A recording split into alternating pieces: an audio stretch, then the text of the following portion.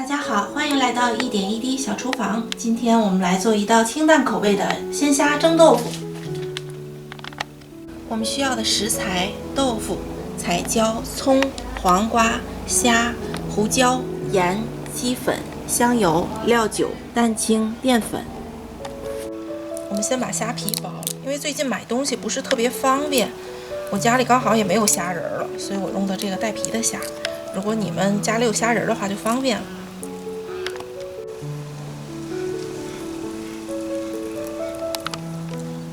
然后我们把虾线挑干净，用一根牙签就可以，就挑出来了。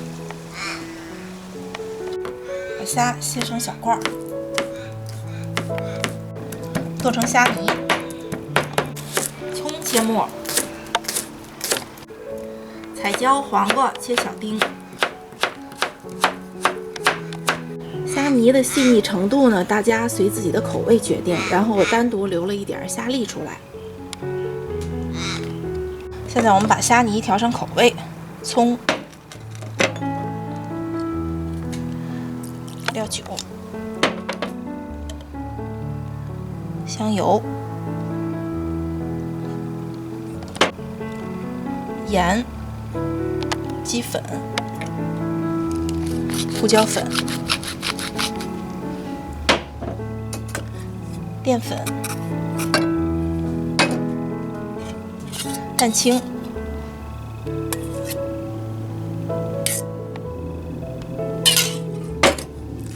搅拌一下，给豆腐上面挖一个洞。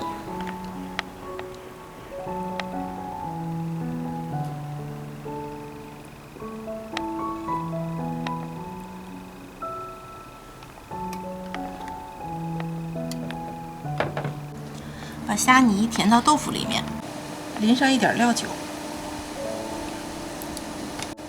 盐一点点，放上几个葱，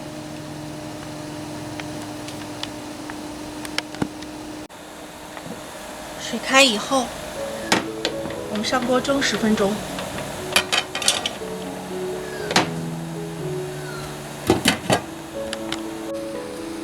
好了，10分钟到了。我们把里面的这个葱花剪出来就不要了，然后呢，这个汤汁儿也倒掉，不要了，因为会有豆子的这个苦腥味儿。感觉有温度了，我们倒上一点油。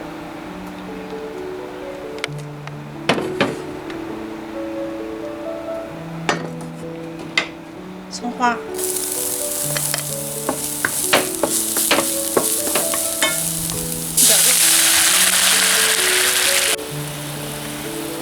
虾、彩椒、黄瓜适量就好，盐、鸡粉、料酒、